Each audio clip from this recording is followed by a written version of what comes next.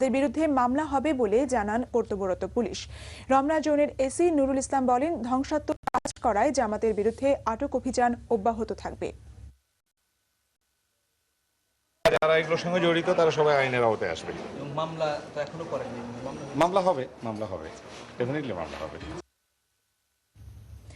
এদিকে গ্রেফতার হওয়ার আগে আয়োজিত সংবাদ সম্মেলনে জামাত ইসলামীর ভারপ্রাপ্ত secretary general ATM Azharul Islam বলেন, বিনা উস্কানিতে বিক্ষোভ সমাবেশে বাধা ও নির্যাতন চালিয়ে গণতান্ত্রিক অধিকার ন্যাক্কারজনকভাবে খর্ব করা হয়েছে। তিনি বলেন, এই স্বতঃস্ফূর্ত বিক্ষোভ সরকারের বিরুদ্ধে গণবিস্ফোরণের নমুনা মাত্র। আরও জানাচ্ছেন ইকরামুল হক সায়েম। পূর্ব নির্ধারিত বিক্ষোভ কর্মসূচিতে দলীয় কর্মীরা সমবেত হওয়ার চেষ্টা করলে পুলিশি অ্যাকশনের বিরুদ্ধে প্রতিরোধ গড়ে তোলে জামাত কর্মীরা।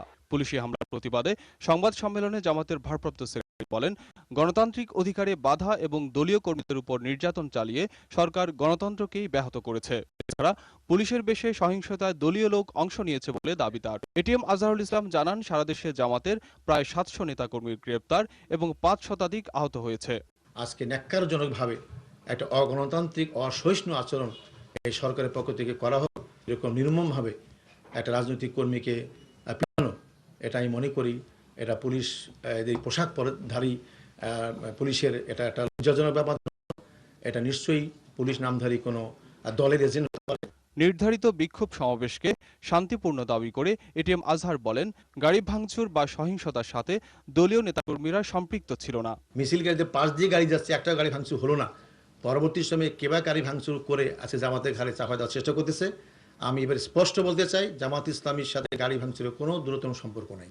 হাজার হাজার পুলিশের উপস্থিত থাকার পরেও জনগণ যেভাবে মিছিল করার জন্য স্বতঃস্ফূর্ত এগিয়ে এসেছে, আমি মনে করি এটা গণতন্ত্রের জয়ের দিকে দেশ এগিয়ে যাচ্ছে এবং গণবিস্ফোরণের একটা আলামত দেখা যাচ্ছে। আগামীতে শান্তিপূর্ণ রাজনৈতিক কর্মসূচিতে বাধা দিলে উদ্ভূত পরিস্থিতির জন্য সরকারই দায়ী হবে বলে হুঁশিয়ারি করেছে জামাত। মনে করেছে তারা যে রাজপথে। ইকরামুল হক সায়েম, দিগন্ত টেলিভিশন, ঢাকা। এর আগে রাজধানীতে জামাত ইসলামের বিক্ষোভ কর্মসূচি থেকে পুলিশ গণগ্রেপ্তার শুরু করলে ব্যাপক সংঘর্ষের ঘটনা ঘটে। এ সময় বিজয়নগর কাকরাইল এলাকা রণক্ষেত্রে পরিণত হয়।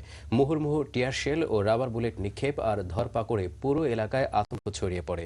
সংঘর্ষে পুলিশও আহত হয়েছে 2 শতাধিক, আটক হয়েছে অনেকে। শিবলি চৌধুরী কায়েসের রিপোর্টে বিস্তারিত। ক্যামেরায় ছিলেন মুজিবুর রহমান ও গাফফার তপন। পূর্ব ঘোষিত কর্মসূচির অংশ হিসেবে দলের শীর্ষ নেতাদের মুক্তির দাবিতে বিকেল 3টায় জামাত কর্মীরা সমবেত হতে থাকলে নাইটেঙ্গেল মোড় থেকে গণগ্রেফতার শুরু করে পুলিশ। আকস্মিক এই ঘটনায় আতঙ্ক ছড়িয়ে পড়ে পুরো এলাকায়। এ সময় দুপক্ষের মধ্যে শুরু হয় ধাওয়া পাল্টা ধাওয়া।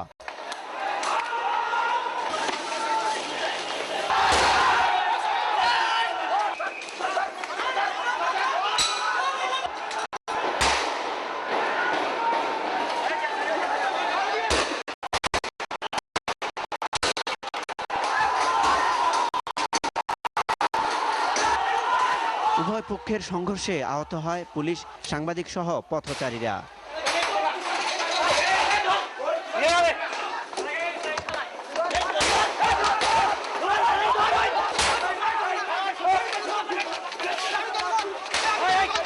পুলিশের লাঠিচার্জে জখম হয় জামাতের বেশ কয়েকজন নেতাকর্মী। রেহাই পায়নি সাধারণ পথচারীরাও।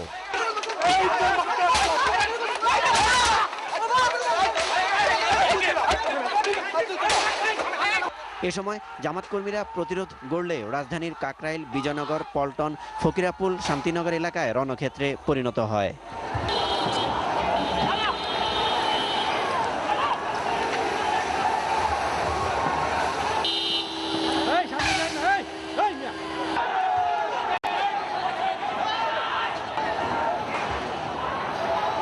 পূর্ব নির্ধারিত সমাবেশ শুরু হবার আগেই ধরপাকড়ের বিষয়ে পুলিশ কর্মকর্তারা জানান, হঠাৎ করে পুলিশের উপর আক্রমণ করেছে। হঠাৎ করে নেমে স্বাভাবিক কারণে পুলিশ যেহেতু ওই পরিমাণ প্রস্তুত ছিল না এরকম একটা মুভকে ফেস করার জন্য বা এরকম একটা পরিকল্পিত ডেমনস্ট্রেশনকে ফেস করার জন্য, পুলিশ প্রথমে দারুণভাবে বিক্রি হচ্ছে, দারুণভাবে।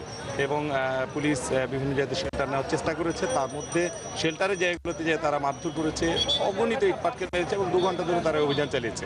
দীর্ঘ 2 ঘন্টার সংঘর্ষের পর পরিস্থিতি শান্ত হয়ে এলে পুলিশের সাথে যোগ দেয় সরকার দলীয় নেতাকর্মীরা। এরপরেই শুরু হয় গণগ্রেফতার। শিবলি চৌধুরী কায়েস, দিগন্ত টেলিভিশন, ঢাকা। যুদ্ধাপরাধীদের বিচার ঠেকাতে জামাতে ইসলামী আইন শৃঙ্খলা রক্ষাকারী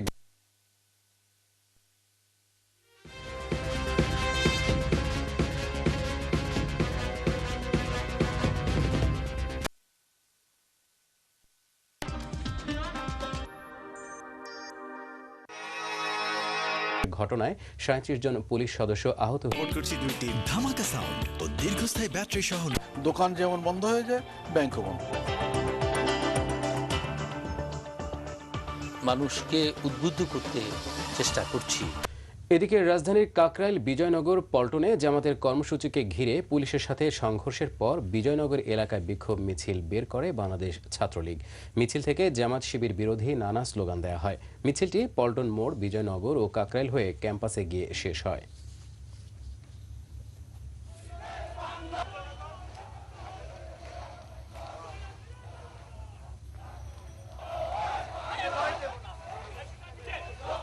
এবারে নিউ ভিশন গ্রুপের সৌজন্যে জাতিসংঘ সংবাদ।